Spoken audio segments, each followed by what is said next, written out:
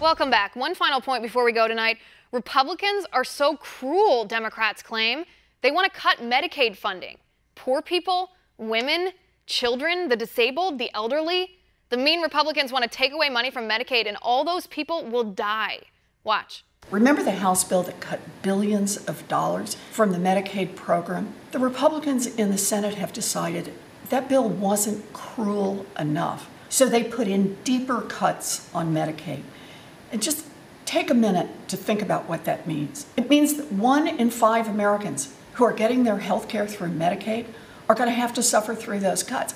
30 million kids who get their health care from Medicaid, deeper cuts. And for nearly 2 out of 3 seniors in nursing homes who rely on Medicaid to help them pay the nursing home bills, they're going to face cuts.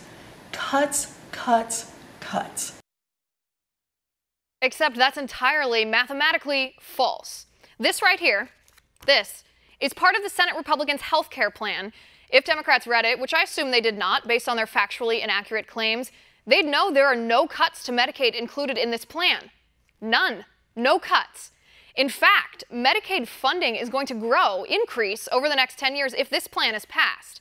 Let's break it down so we can all call out Democrats on their malicious lies. Right now, according to the Congressional Budget Office, we're set to spend $393 billion on Medicaid in 2017.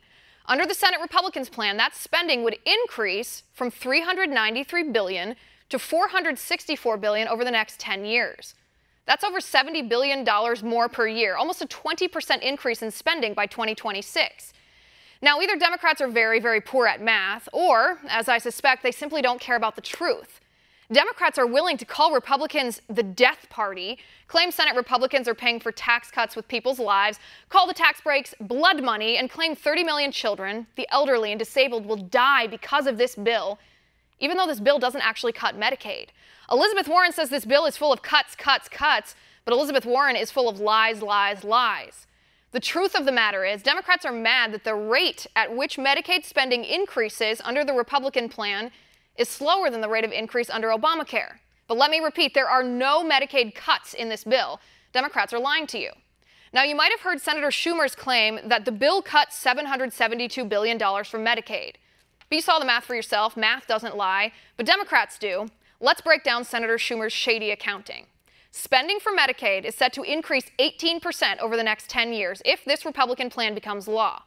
If Obamacare is not repealed, spending on Medicaid would increase by 58% over the next decade. That's where Senator Schumer got his number, $772 billion. But that's not money that's currently being spent. Those are projected increases that are predicted to happen in the future that would be slowed by the Republican bill.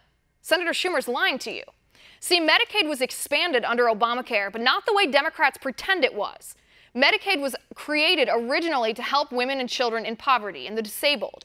But under Obamacare, perfectly healthy individuals have been added to the rolls of Medicaid because Democrats want people dependent on government for their health care.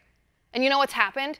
Disabled people have had to wait in longer lines for health care. Disabled people have died waiting for health care because new healthy people enrolled in Medicaid, the ones Democrats brag about, they get to go first in the line.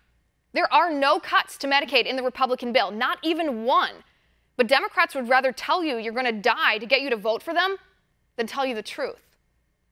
And that's my final point tonight. You can reach me on Twitter at Liz_Wheeler. If you liked the show, please send me an email at oann.com/contact. In the meantime, catch us here tomorrow at 9 p.m. Eastern. And until then, have a good night.